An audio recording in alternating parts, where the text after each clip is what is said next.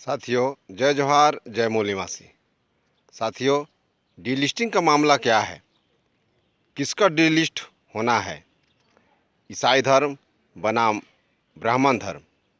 साथियों, NRC, NPR, CAA और हिंदू मुस्लिम यानी मंदिर मस्जिद विवाद के अपार असफलता के बाद अब हिंदू और ईसाइयों के बीच लड़ाने का षड्यंत्र या आदिवासी और आदिवासियों के बीच झगड़ा लगाने का, आपस में फूट डालने का, यूँ ब्राह्मणों का राज स्थापित करने का नाम है डीलिस्टिंग। यह डीलिस्टिंग सिर्फ अनुसूचित जनजाति के लिस्ट से ही हटाना नहीं है, इन्हें मनुवाद के अनुसार गुलाम बनाना अंतिम लक्ष्य है। इसलिए भारत की मूल निवासियत यानी भारतीयता एवं नागरिकता ही खत्म करना है। यह डीलिस्टिंग सिर्फ ईसाइयों का नहीं है, समस्त मूल निवासी समाज को डीलिस्ट करना है, जिससे कि कुदरत एवं संविधान प्रदत्त सारे हक अधिकार छीनकर ब्राह्मण का सर्वाधिकार संपन्न बन सके। जैसा कि ब्राह्मण धर्म ग्रंथ या वर्ण सिस्टम में ब्राह्मण सबसे ऊपर है और सर्व अधिकार संपन्न या फिर मालिक है, बाकी सब उसके नीचे। सर्वविदित हो कि भारत में ब्राह्मण राष्ट्र घोषित होते ही बाकी सभी धर्मावलंबियों का खात्मा निश्चित है। इसलिए ईसाइयों को लगता है कि सिर्फ यह उसका मामला है और ईसाई महासभा बनाकर उसका काम चल जाएगा या डीलिस्टिंग का विरोध कर सकेंगे। बिल्कुल ही नहीं, इसमें तो ब्राह्मण को ही फायदा हो रहा है। वह तो यही चाहता है कि जिस प्रकार अंधा बनाकर हिंदू मुस्लिम को लड़ाता रहा है, हमारे लोगों को उलझाते रहे हैं, हम अपनों के साथ आपस में ही लड़ मरते रहें, ठीक डीलिस्टिंग में भी हम अपने अपने लड़ मर रहे हैं और ब्राह्मण को लाभ हो रहा है। इस सच्चाई को समझे बगैर डीलिस्टिंग का मुद्दा समझ में नहीं आएगा। इसलिए इस मुद्दे में एक पक्ष है मूल निवासी एवं दूसरा पक्ष है ब्राह्मण विदेशी। बस मामला जितना जल्दी समझ में आ जाए, आरएसएस पर नकेल कसा जा सकता है और हम भी कह सकते हैं कि डीलिस्टिंग तो होना ही चाहिए, किंतु संस्कृति परिवर्तन या धर्म परिवर्तन के आधार पर नहीं, डीएनए के आधार पर हो। जो विदेशी हैं उनका डीलिस्ट किया जाए। ये हमें जानने एवं जागने की ज़रूरत है। सारे हक अधिकार खत्म हो, आरक्षण का लाभ ना मिले, लेकिन किनको? जो विदेशी हैं उनको।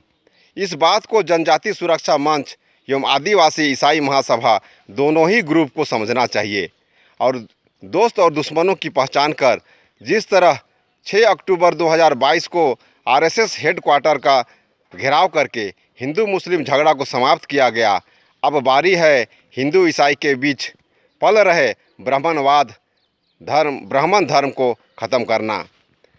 यह डीलिस्टिंग हमारे लिए सबक है, जागने एवं तैयारी करने का मौका है, क्योंकि यह एक ट्रेलर है, पिक्चर अभी बाकी है, जिसे 2025 में आरएसएस शताब्दी के अवसर पर दिखाया जाएगा।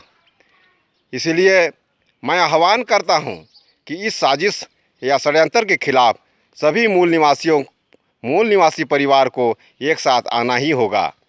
इसके लिए एक संस्कृति तथ्य और प्रस्तुत कर रहा हूं, और वह है कि कौन हमारी भारतीय संस्कृति को बिगाड़ रहा है। इसका भी पर्दाफाश जरूरी है।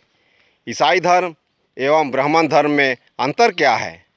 कौन डीलिस्टिंग के काबिल है?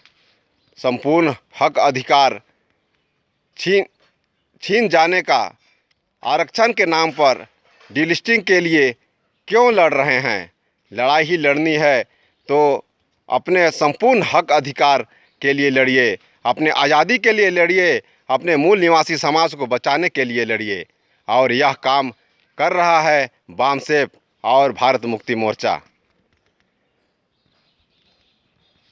आप यदि सक्षम नहीं हैं तो सिर्फ हमारे साथ जुड़िए आपकी लड़ाई हम लड़ेंगे। आइए हम मूल संस्कृति एवं ब्राह्मण संस्कृति में अंतर को भी जानें, तब कहीं समझ में आएगा कि असली दुश्मन कौन है। साथियों, हमारी मूल संस्कृति के अनुसार हम दायां घूमते हैं, जबकि ब्राह्मण बायां घूमते हैं। हमारी संस्कृति में 3 भांवर अथवा 5 भांवर होता है, जबकि ब्राह्मण संस्कृति 7 भांवर होता है। हम समधी को महाराज कहते हैं, जबकि ब्राह्मण पंडित को। हम भाचा को ब्राह्मण मानते हैं और दान दक्षिणा देते हैं, जबकि ब्राह्मण खुद को मानते एवं पंडित को दान दक्षिणा एवं ब्रह्म भोज कराते हैं। हम मृतकों का सिर दक्षिण में दफनाते, जबकि ब्राह्मण सिर उत्तर में करते एवं जलाते हैं। हमारा छठी शादी एवं मरण संस्कार करते हैं, जबकि ब्राह्मण उपनयन संस्कार करते हैं। हम हरियाली, नवाखानी, कर्मा, सोहराई, छेरता, बैसाखी, कठोरी इत्यादि मनाते हैं, जबकि ब्राह्मण जन्माष्टमी, गणेश चतुर्थी, दुर्गा पूजा, दशहरा, दिवाली, होलिका दहन, रामनवमी इत्यादि मनाते हैं। यानी हमारी दक्षिण संस्कृति है, जबकि आर्य ब्राह्मणों की उत्तरी संस्कृति है।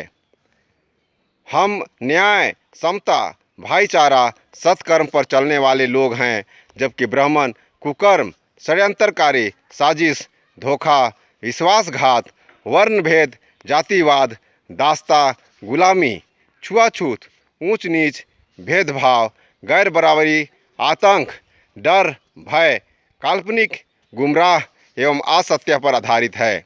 अब बताइए कि डीलिस्टिंग के हकदार कौन है? इसलिए आइए डीलिस्टिंग के मामले को समझिए, तब इसका मुकाबला कर सकते हैं। अंधाधुंध या फिर भिड़िया धसान कार्य या जन सैलाब से ब्राह्मण की ही जीत हो रही है।